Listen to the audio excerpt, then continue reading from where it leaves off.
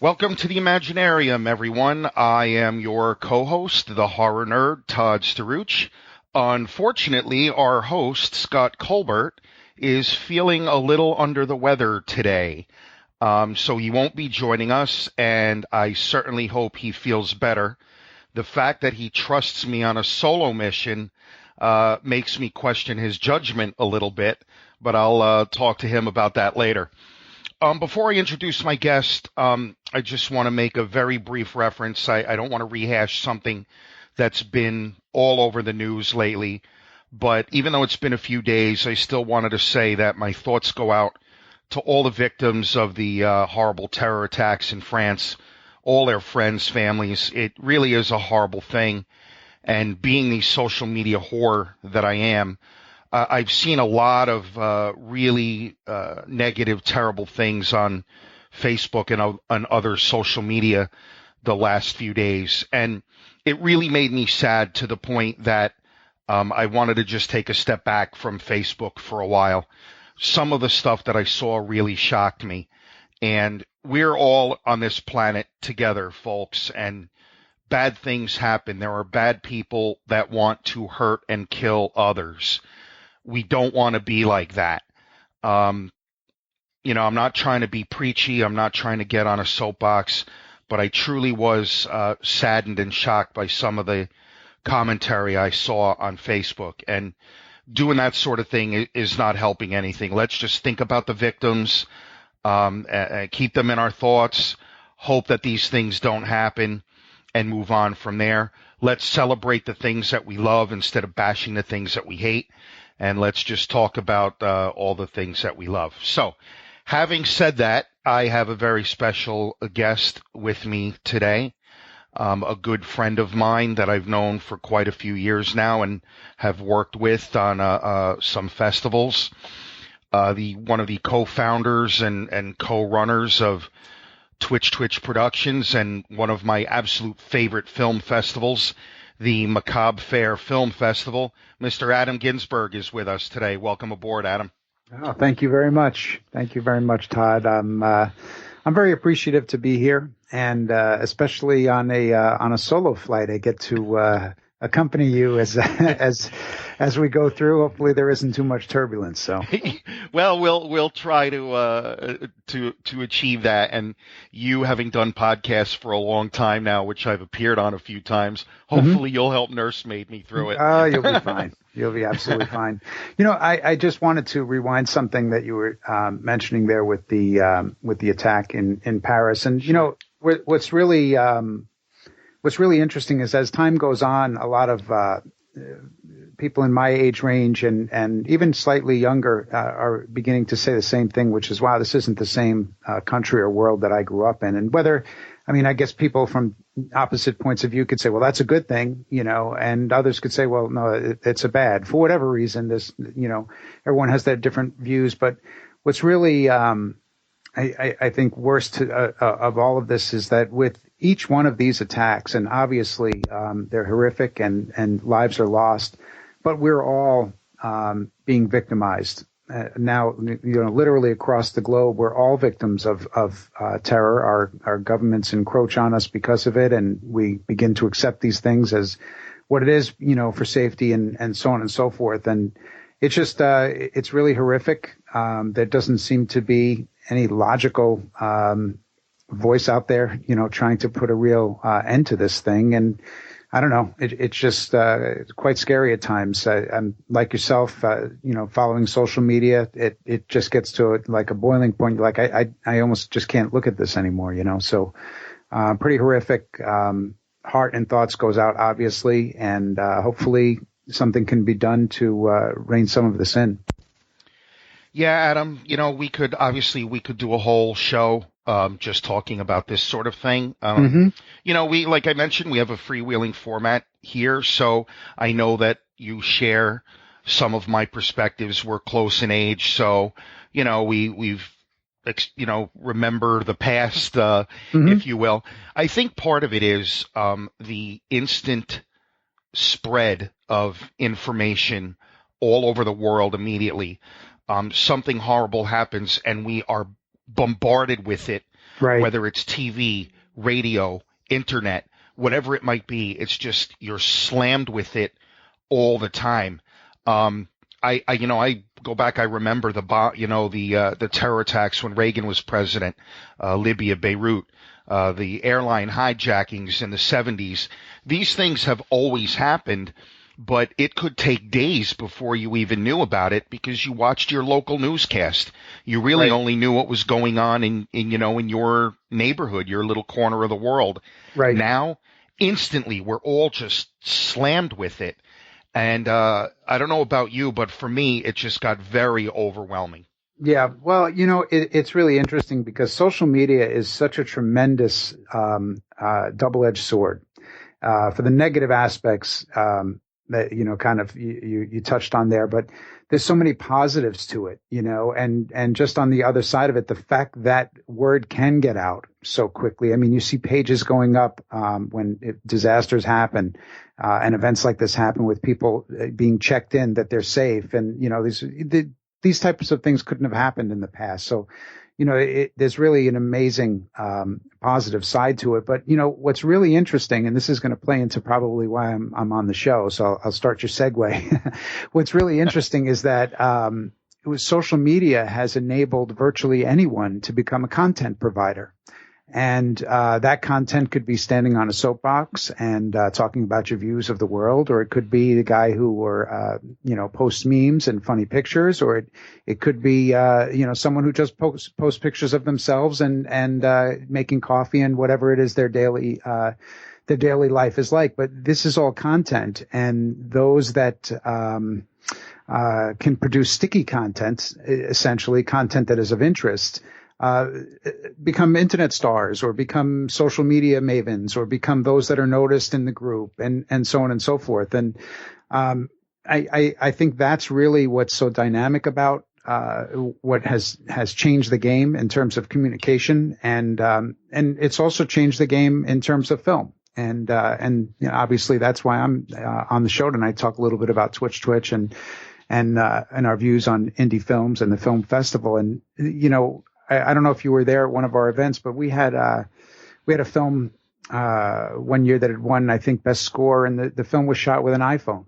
I mean, it's just amazing what could be done so quickly nowadays. Somebody could be on location anywhere and be pulling out an iPhone or any sort of device, snap photos, and be uploading them right to a news source or right into a Facebook feed or a Twitter feed and be the most amazing and dynamic virtual journalist on the planet. That is a great point, Adam. And like I said, the last few days, I feel like I just got a little bit overwhelmed. But I often speak of the power of social media and how important it has become. People complain that they feel that they are being misled by the mainstream media and the government. And in a lot of cases, I agree that that's true. Things are manipulated. We live in a world of sound bites. And sometimes the best source of information is that person who happens to be in Paris while this is unfolding, holding up their iPhone and recording it and uploading it at that moment, because that's pure, unadulterated as it's happening. Right. Of course, there's a lot of bloggers out there that, of course, have their own agenda or their own message they're trying to push. But some student who's studying abroad in Paris says, holy shit, what is happening here? Let me record this so people can see what's happening. That is real power in the hands of the everyday person. Absolutely. All right, so enough horror and violence and death. Let's stop talking about all this violence and horrible things, so we could talk about violence and horrible things on film. Yes, absolutely. So I started off, mentioning Twitch Productions and the Macabre Film Festival. And, I want to touch on a lot of things that you're involved in, because you're also an actor, a producer, a voiceover actor, so many things. I could talk to you all night. But being that we are rapidly coming up in January on the next Macabre Film Festival, which I tell anyone who is willing to listen is my absolute favorite film festival, and that's the truth. Thank you. Tell me a little bit about, Twitch, the company, and how it all started. Wow. Okay, Well, so the pull Cliff up a Notes drink version, and, maybe. well, essentially it kind of started with, an idea that, Elsie had to, my wife Elsie, or Elsie Macabre, as those know her on social media and such, had, regarding kind of rolling up the sleeves and writing, a show of some sort. She had been a screenplay writer in a previous marriage and had, kind of, I guess, felt the need to want to put some thoughts out, and came home from work one day and she kind of started babbling about a character and, some sort of a story, this guy down in purgatory and wanting to take over hell. And it was really kind of intriguing. And I just kind of listened, and I got kind of pulled into it. I said, wow, this is fun, well, why don't you write it, and then we'll just kind of see where it goes from there. And she would sit down and she would be writing, and she said, I want it to be like kind of horror and scary, but I want it to be comedy. So, why don't you, as I'm writing and stuff, I'll throw you scenarios and some of the lines and tell me what you think and if you want to change things. So basically what ended up happening was like, I would kind of listen to what she was writing and spice things up or make something funny or throw jokes in or whatever. And it kind of became this really nice blend of what was created. It was called the Living Dead Mafia. And at that point, we also got involved with Robert Frankenberg, and he came on board, and he was instrumental in putting together original music. So actually, Elsie and Rob would sit down, and they'd be coming up with musical ideas and composing, and we would be throwing lyric ideas around, and before long, our sister Shay got involved, and she was singing the opening, and then some other friends got involved, and it was kind of classic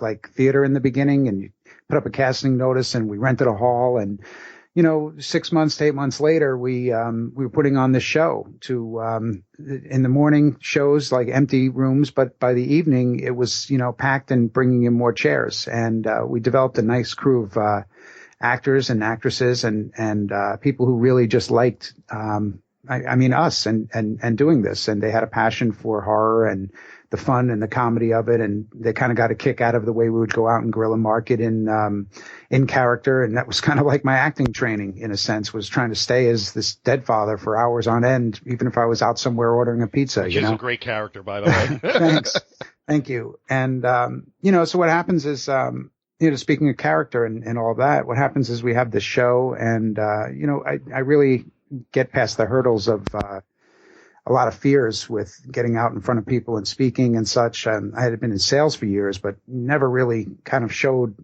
emotions other than, a sales presentation of some sort in front of a big crowd of, interested prospects in a boardroom or whatever it may be, but never like really laughing, singing, crying, whatever it may be. And, I don't know, something kind of clicked in doing the character and in coming up with the backstory for the dead father and all of that. And, it's kind of like she gave me like a piece of clay and I molded him. And, I really enjoyed that whole process. And I found that I really enjoyed that people enjoyed interacting with him and when he performed for them. And I guess that's the beginning of catching the bug that kind of led me off on my own path with acting in films and so on and so forth. But getting back into Twitch. So essentially what happens is over time we really start to enjoy doing the shows. We bring in a playwright with another show. We're now putting on 2 shows. I develop the Rizzo character into a Johnny Carson type of spinoff with the help of some of my guys, Rob and Brendan Noble. And we put together something called Even Later with Salvatore Rizzo, which was kind of like a knockoff of Johnny or Letterman or something. And we were running that and this Quality Origins of the Undead from Greg Chaffee, a Long Island playwright, and the Living Dead Mafia. And we did that for a number of years. We were performing them out of a mansion, a historic old mansion here on Long Island that was supposedly haunted. We all have our own stories of things that happened in there at different times, that all of us feel there's some sort of activity. We built haunted attractions on that property. We just kind of gradually were building what we were doing. And it was really because we really were kind of like I don't know, these dumb kids who really like loved what we were just doing, and honestly, just throwing money at it and enjoying what it was. And little by little, we all started to kind of develop our own interests within this company. And as the company began to grow, we were heading out to conventions and events with a booth, and we began to link up with friends who we never knew we had known before, but now they're friends for life. At like Monster Mania or Chiller or whatever it may be, and those relationships began. And this all was happening in the course of the last, I don't know, 7-8 years, so it's not like I'm talking a 20-year span. And we just realized that we needed to do more. We enjoyed the shows and we wanted to do them in a bigger way. And we moved into hotels, and we started with, a huge Halloween party, and then an undead Renaissance ball. And then we had a band going at the time, and the Dead Father was up on stage playing electric guitar with Elsie screaming on the mic, and Rob on the keys or the drums as his Dr. Fingers character. And, it was always, it was always something. We had, I know you know Nicole Oliva. Sure. I had her fiance Damien, he was involved as the bass player. It was always like, part of the group just kept expanding within its bloodlines of all the initial sort of people that were involved. And, Twitch was built with this thought process of, hey, Elsie, you know what? I think it's about, let's bring in some young, passionate, creative people who, kind of look like they're specialized in a certain way that maybe we're not. And let's just surround ourselves with them and instill them with our passion and our ethic and our ideas. And, let's see where this goes. And really, that's kind of what happened. And it's really a beautiful thing, like years later now. And we're all kind of like heading off in our own directions at times, it seems. But we all do come back and do what we've got to do when it's time for the events. And it really shows, because our events, get the kind words like what you had mentioned at the beginning of the show. When you mentioned the Macabre Fair Film Festival, it's, really family, and really, there's something special here, and so on and so forth. And it really is, and has become that. And, through the Macabre Fair, events, which were the growth, which came from just parties, and to now having events with, burlesque and bands and performers, and putting in a Twitch Productions live theatrical performance or show of some sort, and, vendors and various types of programming. Excuse me, all the way on up until the day we're at Monster Mania a few years back. We run into a filmmaker by the name of Patrick Devaney, and never met him before. And we're talking with him about his. You admit that you know him? Yeah, he's actually quite a wonderful guy. He is. He's a good man. He performed a wedding ceremony for Zippy and Baby. Those who know Dark River Productions, Rose and Lance, he performed a ceremony for them at one of our Macabre Fair film festivals years later. But we were talking with him, and we were talking about our next upcoming event, and he said, what do you guys have for filmmakers, and stuff like that. And he and I joke about this, but literally at that moment, Elsie and I looked at each other. And it's just kind of one of those, I guess, husband and wife thing, or, when you're really close with someone for a long time, you look and you just know what you're both on the same page. And we just kind of turned to him and said, well, our next event is a film festival. And, he's really, and, P.S. nowadays he's a judge, and, all of that stuff of our events. And it's just, that was, 10 film festivals ago. So, this January is our 10th. Wow. So, so it's pretty cool. The festivals are very interesting in that it has really allowed us both to explore, a field that we really love and are passionate about, which is, the film industry and film, and being a part of film, and in some way, shape, or form. I mean, when I'm involved in a film, just being, on set is an incredible feeling. And I love being there and learning and trying to help, and hopefully not getting in the way in the process. But, when I'm out there doing it, I feel like this is what I was put here to do. And, I love that feeling. So it's really neat with the festival, how it's grown, how those have grown with it in our company. I feel like they're my kids, and I see them, working on bigger and bigger projects and doing things of their own. And it really is a a pretty fabulous place to be in terms of looking back on the growth of this company and the projects that it's done. And it's also nice to see that the filmmakers that have gotten involved with us have found, distribution through the Macabre Film Festival. They've gotten awarded for some really incredible work over time. Our event has become known as a real networking hub. Our last January event, I sat and had late night talks and drinks with a number of filmmakers who came just because they wanted to be there, because they knew other filmmakers were going to be there and they could, have a chance to sit and talk like real people and not behind a screen or not trying to make some presentation. And they just knew that this is the place to go. If you're in the game on the East Coast and at least, want to be involved in indie in some way, shape, or form, this is the place to go. And you're going to meet people, you're going to talk to people, and you may find work down the road from it. I mean, Dave Campfield, Dave, Sure. Caesar and Otto and stuff, he was running around with his laptop. He caught me in the hallway and pops his laptop open to show me like the latest, whatever it is. I mean, that's just what this is. Yeah, Piggyzilla. That's just what this is. And meanwhile, while that's happening, there's a vendor room at our film festivals. We don't go too overboard with, hundreds and hundreds of vendors. Mm-hmm. We keep things reasonable and we have, usually some pretty neat, and unique vendors and some regulars. It's nice that you have some supporters that have great product that, come back and support the event. But it's all about the films, man. That's what it is. I think this time we got 140 that are going to be in there. We expanded to 4 days. It's really, I'm plowing my way through yeah, them.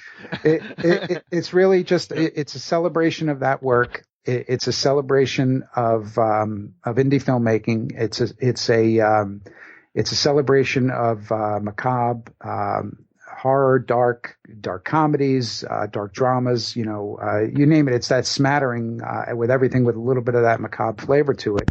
But there's a real market for that, and it's more than just a niche. A lot of people love these films, and they don't just love the typical the name brand franchises. There's a lot of really solid uptake for indie films. And I find that the more I get involved and the deeper I get involved in this, I'm uncovering, it seems, more and more ideas or ways that indie films are getting out to the masses, which is really what it's all about. Yeah, I couldn't agree with you more, Adam. I remember the very first Macabre Fair Film Festival. I came just to help a friend of mine vend at his table. Right. A great film called The Turnpike Killer, by Evan Macrigianis and, Brian Weaver. And I couldn't help but notice, that it was different than any event I had been to, because while there were a few vendors there and a few, guest stars, it really was about the films and the filmmakers and about building a family. And over the years, as I've grown and really come to know you guys, and feel like I've become part of that family and quite the unique cast of characters that is involved, it truly is a sense of family. Everybody there loves what they're doing. They love one another. I feel fortunate that I've been able to help you as far as being a judge and helping actually run the screenings Mm-hmm. at the event. Just being a part of it, I'm like, wow, this is really cool. All these people gathered together for a singular purpose. Right. And as you mentioned, and I want to just expand upon the fact that it truly is a networking event. I mean, I met filmmakers last January from Italy, England, Yeah. India, that I'm still in touch with. Yep. That they ask me, oh, have you seen my latest short? What did you think? I'm going to be in the States, a certain time. We got to get together, and that's so cool, as I grow within the industry and start getting involved in actually making films and acting in films. All of that stuff is invaluable to someone like me.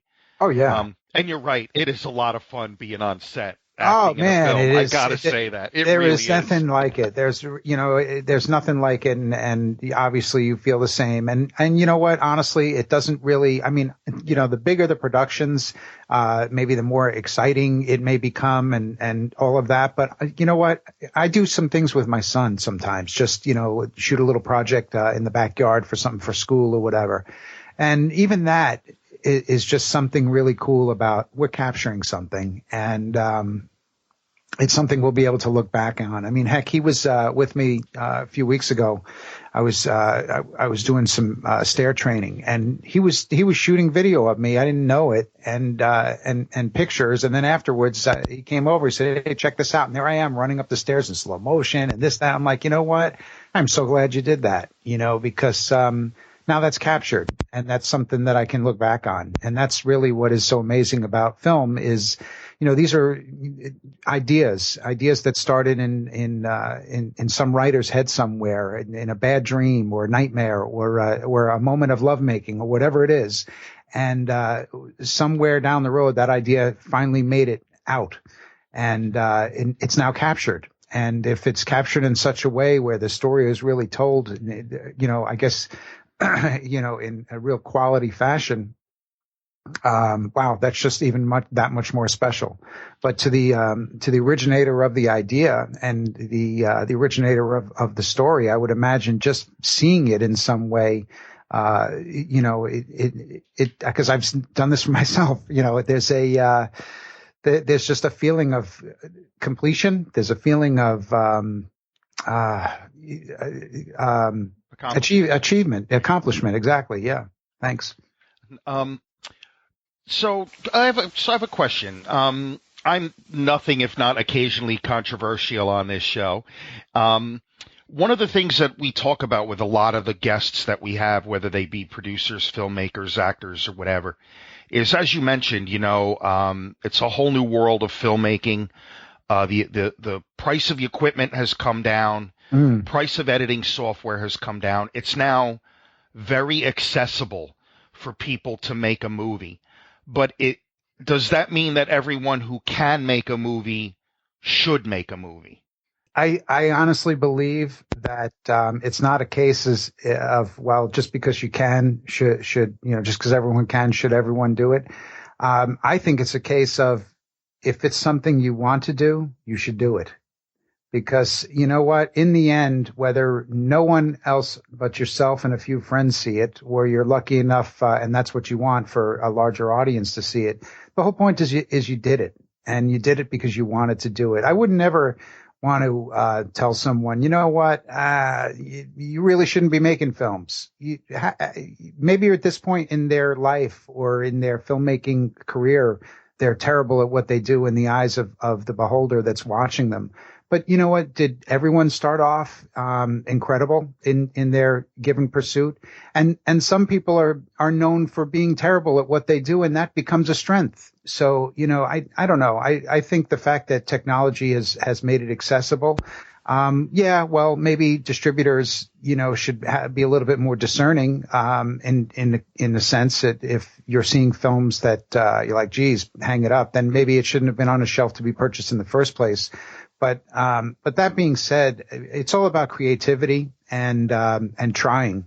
And, heck, if you can get yourself, anything to start capturing, your ideas, and that's what you want to do, then go for it. Fair enough. I always love hearing different people's perspectives on that. I do agree with you that if anyone who has an idea and feels like picking up a camera to try to capture it, that's a wonderful thing. My only and I don't even know what the right word I would use is, but a friend of mine once said, if you spend $50 to make a movie running around in your backyard with your friends, well, that's exactly what it's going to look like. And there's something to be said for thinking about the writing and the script. And I guess that's how I feel. Everyone, if they want to do it, you're absolutely right. They should do it. But after the second or third one, maybe you should start putting a little more thought into the writing and and things like that. No question. I mean, if you're doing something and you're happy with the end result, that's hey, that's what you're happy with. And if whether others deem that as a poor or low level, honestly, unless you're trying to make a career of it and get paid for it, it's really kind of irrelevant, But if you're doing something because you want to grow with it, I believe over time you'll be putting in that effort and learning. It's a natural process. The more you do something, you start to get curious and do your research, and before you know it, you find a mentor or whatever it may be, or examples, and people get better. It's very difficult for someone to do something day in and day out, or multiple times, over the course of a year, or months, and not get better at it.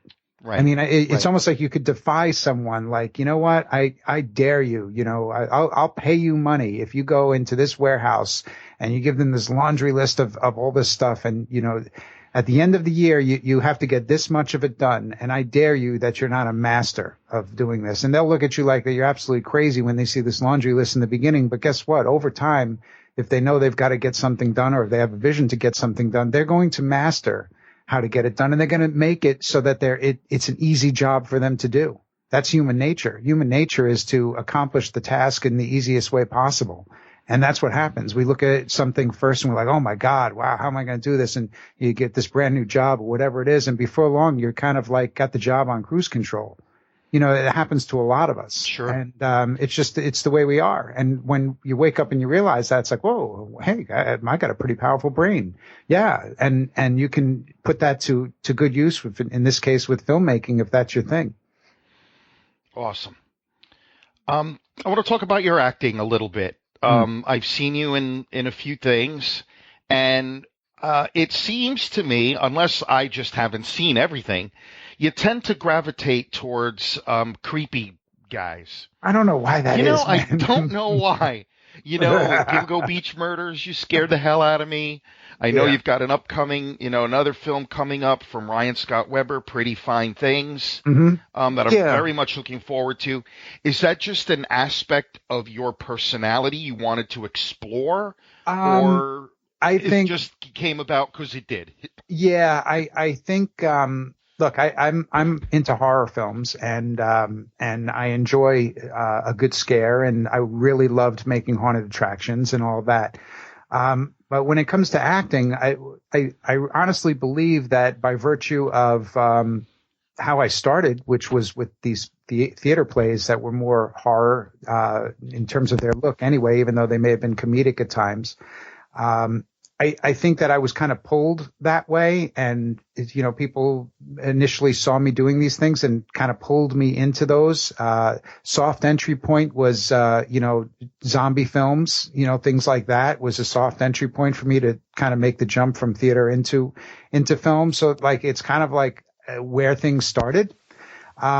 But when it comes to personal preference and in terms of myself as an actor, I mean, I did a Western, I did a post-apocalyptic, I'm doing comedies. I've done a bunch of comedies, some things that are really ridiculous comedies. And, so it isn't something like, hey, I'm really like, that's, that character up there, that's a lot of me in there. No, it's just that I really, revel and enjoy stretching and trying to bring various types of characters to life. I don't want to just stay in one genre, if that makes any sense. I really enjoy different types of stories. I enjoy action. I enjoy a good drama. So, it's just a matter of the entry point and the people that I know, I guess, through the festival and things like that. That have pulled me and offered up opportunities that were really great roles that I said, wow, how could I pass that up? That's really awesome. I'm going to give that a shot. I mean, you mentioned Pretty Fine Things, and Ryan Scott Weber. I was one of the zombies in Sheriff Tom versus the Zombies. It was one of my first films that I had gotten involved in. And Edward X. Young, we all know Edward. Oh, yes. Yep. He and I are good friends. And he had actually spoken to me a lot. He had come and seen me acting in theater, and he said, you need to get on some sets. And he gave me some advice. And he was the one who told me about Sheriff Tom. And he said, you should go over there. And, I'd been doing the Facebook thing, and I really, from going to events, I really liked the way that Ryan presented his films and the way he really championed the cause with Joe Parascan at the events, always had him dressed up. I mean, they were as Sheriff Tom, and they really were, you just got the sense that it was small, but they were doing the right things, and there was a lot of passion behind what he was doing. And I said to myself when I first saw it, I said, that's, and very early on, and I said, that's the type of filmmaker I think I'd really want to work with. That's the type of guy who's going to finish the product and he's going to do what he can to, get people to watch it. And ultimately that's what this is about, And an opportunity came up with Pretty Fine Things to get involved in a role, and I was speaking to him about it. I said, "Wow, this is," and I told him exactly what I just told you. So if he's listening, he's going to laugh because he's going to say, "Yeah, I remember Adam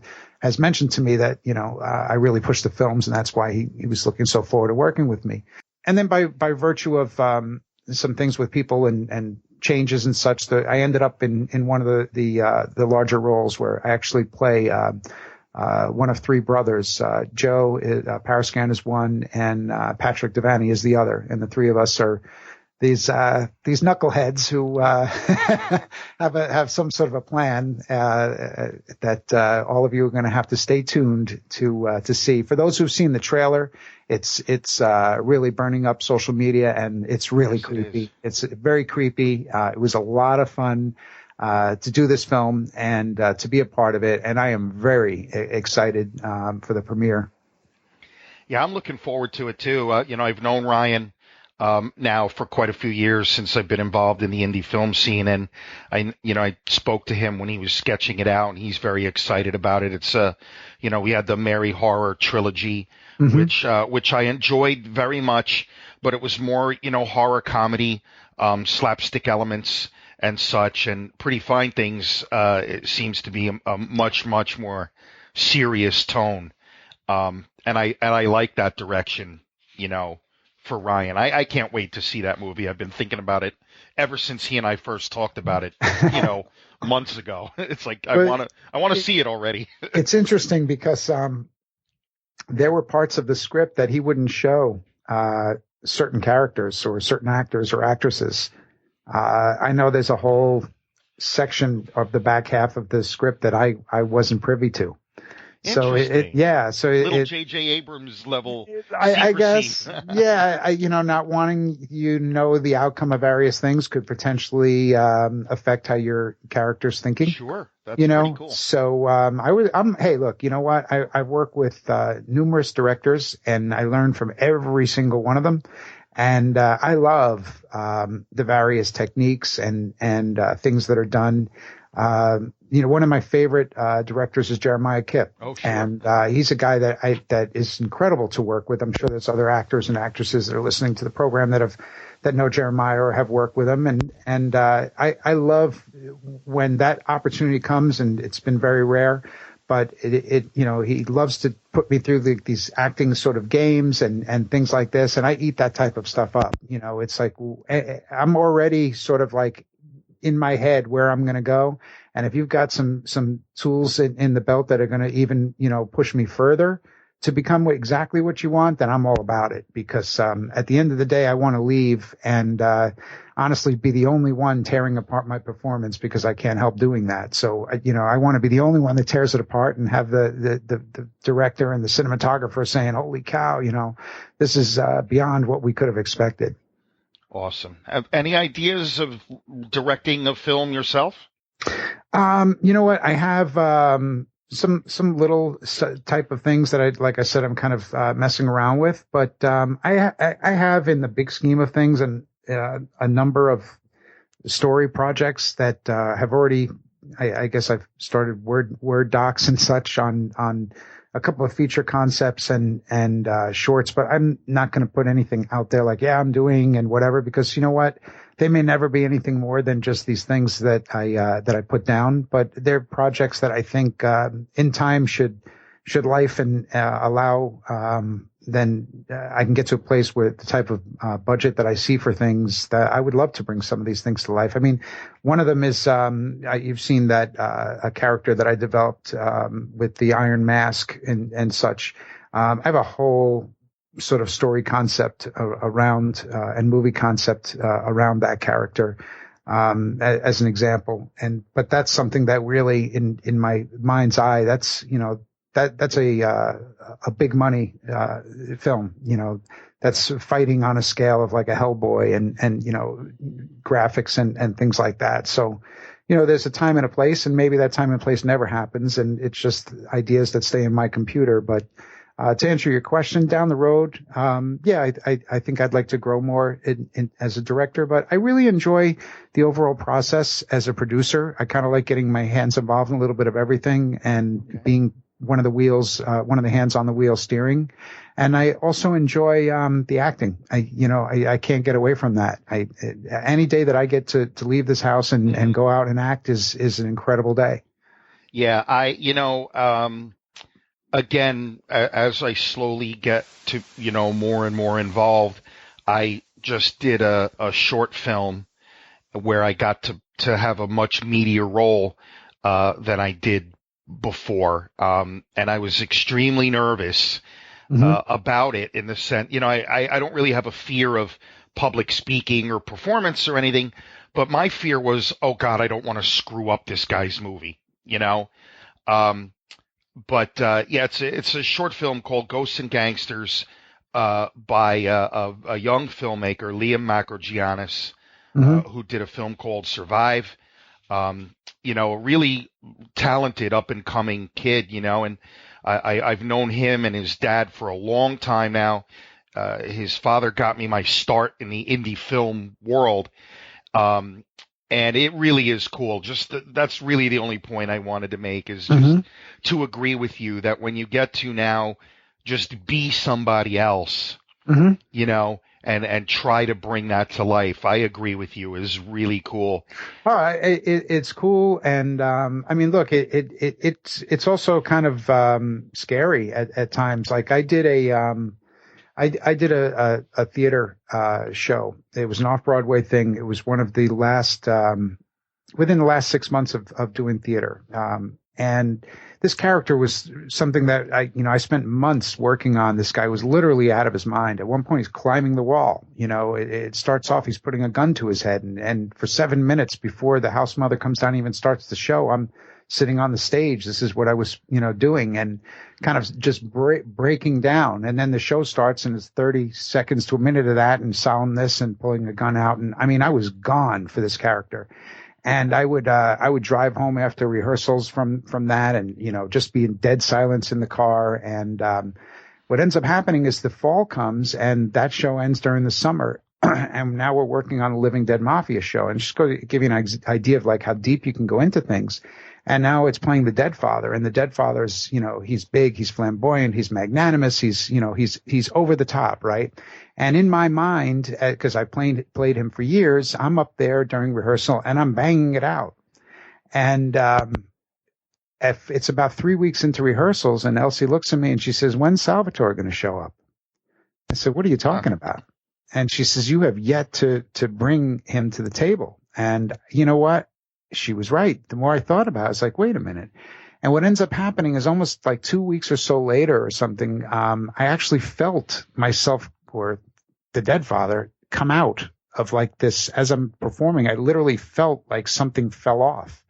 And I believe I had the remnants of this other depressed, sort of out of his mind, so deep into that for 3 months or so, character that I couldn't, as much as I thought I was, I don't think I really could make that switch until a few, quite a few rehearsals of the other one, to kind of shake the rust off of what that character was from the previous year and bypass, and get, kind of stamp out the dust and what was left of the fire of the one I had just played over the summer. So I get pretty really, deep with it and I enjoy doing that.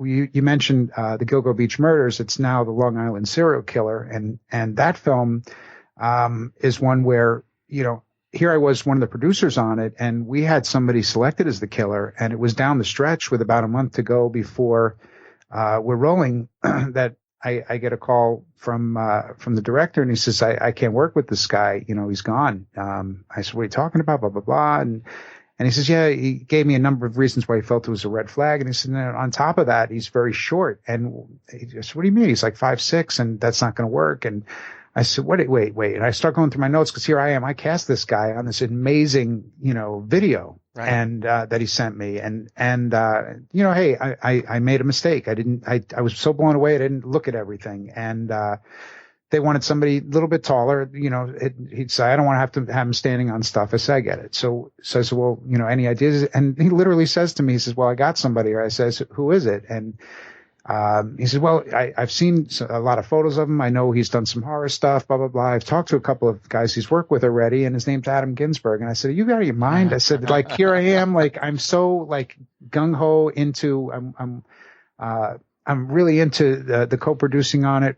Joe DiPietro put together the film, and he had brought me on board, and he and I were working this thing together. And I was figuring, you know what, maybe I'll at this point I'll be like Stan Lee in a scene, like, hey, he went that way, or right. Like, this was a big deal. Like, I got involved in this movie based on here I am. I'm on Long Island. I grew up here. I'm aware of this series of crimes. It's unsolved.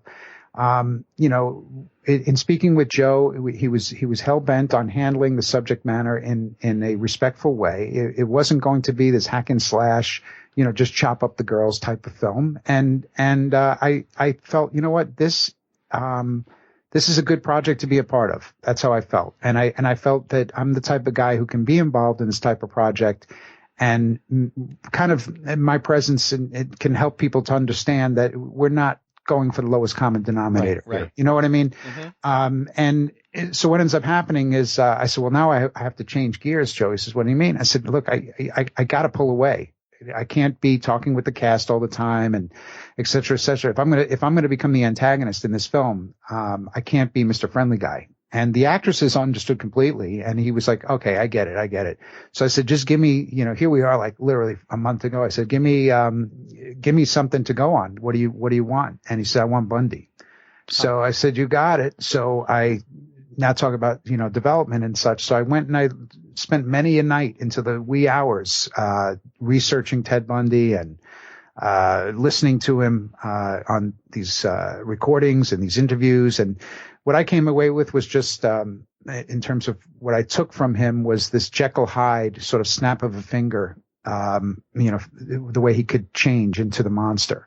And that was kind of what I went for and accentuated and tried to develop with a character that had no real, look, he's a mystery in real life. So, I created in the writing that he gave me, and in terms of my work on adding to this character, I tried to come up with, and even in terms of wardrobe and such, someone that could just kind of mix in anywhere. And I think you see that when you see the film. It's like, this guy could walk right by you in your office, or he may be the guy who's pulling up to sell you a house, or whatever it is. He's not over the top in terms of his look. He kind of really blends.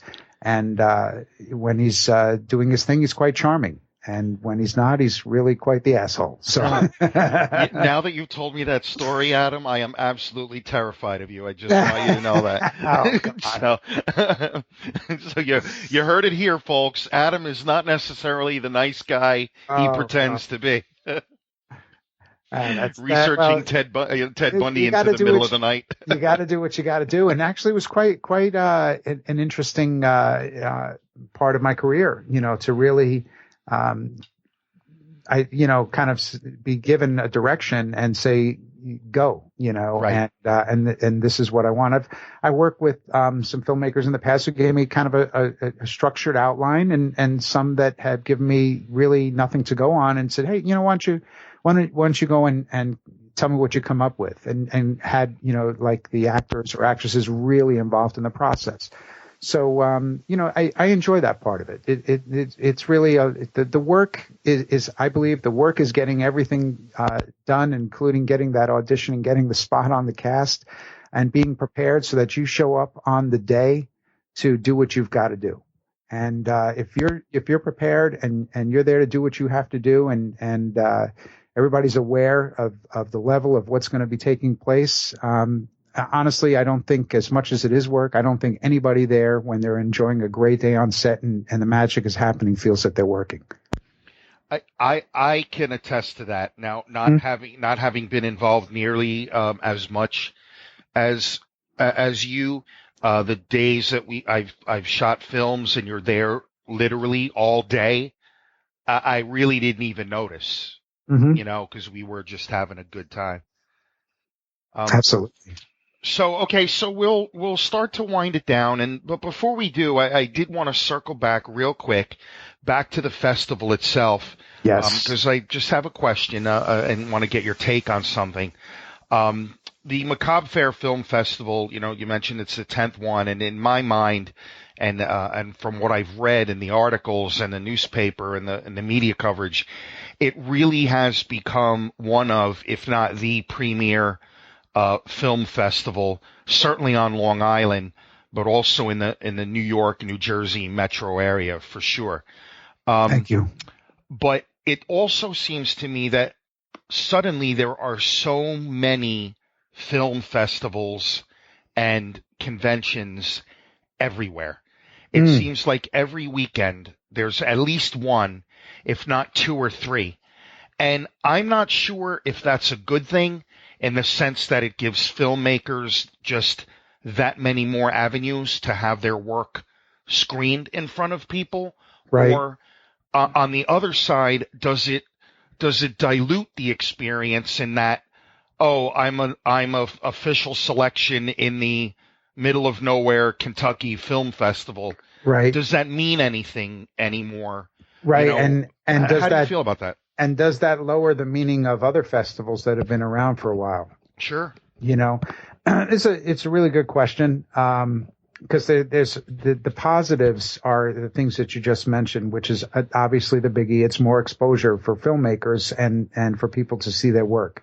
The other positive is that, the person who's putting it on, hopefully, is making a few dollars for their time in doing it. So it's a win-win. And the third aspect of it, that is the quintessential aspect of it, is that the consumer, the person who's attending, has a solid experience. And I bring that up because in the end, Todd, all of these events of various types, conventions, film festivals, or whatever it may be, essentially the cream will rise. And what happens is, over time, those that are run poorly don't survive. That's just the way it is. Right. For whatever reason, it could happen to ours. I mean, it doesn't mean that I'm not saying it's a negative if you run yours poorly. No, I'm just saying various factors could turn it in a magical event into something that just, can't sustain itself. And that's just what happens. So, we don't know if somebody opened up this Kentucky thing, how do we not know that and I use these things again, if it's run the right way and they connect with the right people, maybe that becomes the Sundance in a decade. Sure. Sure. Mm-hmm. So I guess I'm very much a half full type of thinker. Okay. In that respect. And while I do have my hand obviously in a festival, and it does concern me, your other part of this, which is, well, if all of these laurels, what do they really mean? Is it just something to put it back on the box at a point of sale for, when somebody's buying a DVD, they could see laurels and say, well, this has got to be a good film because it's got a dozen of these. Well, if that's the case, you could do the Kentucky and the this and the that and the other thing, I guess, to get that, if that's your end goal. Fair enough. And it's an interesting topic. I guess we'll just have to see how it goes. It would be, I'll give you something that would be pretty neat. And I'd like to be a part of it. Maybe we can do something in a joint capacity, some sort of a roundtable of a handful of organizers that, whether it's via phone or maybe do something at your Cafe Z, the Grindhouse. But it would be pretty neat to get a couple of organizers of events, and you're one, to talk about this and maybe capture it, and we could all share it in our own capacity in terms of to our own audiences. You know what, Adam? It's funny you should mention that. Scott and I were talking about that just the other day. Hmm. We do want to have some sort of a show centered around, conventions and fan events, Mm-hmm. the positives, the negatives, where they're going. So I'll definitely reach out to you about that. I'd love to have you and Elsie involved in that. All right, I think Yeah, it would would be love to do it. great. I'd love to, talk with the guys who run Monster Mania. I mean, I talk with a lot of the Long Island guys, obviously, but John Henderson down with Bizarre AC. There's a Hmm. lot of really, key players that have been around for a while, and some that are coming up but are doing quality events and have a thing to say. Frank Pat's over here with Eternal Con, Sure. and it just would be really neat just to kind of get everybody's views on where it's going. Look, it may be nothing more than getting together and having some food and some laughs. But I think in terms of the takeaway of myself for my show, you for yours, I'm sure these other guys can find ways to repurpose audio content, and we can all provide something to multiple audiences who probably aren't overlapping, that can hear some of that sticky content I talked about in the beginning of the show. Absolutely. All right. We will definitely be in touch. All right. So as we wind it down, Adam, I want to thank you very much for Sure. participating and spending the time with me. Mind if I just let everybody know where to find out about the film festival? I was just about to let you know, at the end of every show, we have a little segment called Shameless Self-Promotion. So I was just about to ask you to go ahead and tell all the listeners about the upcoming event.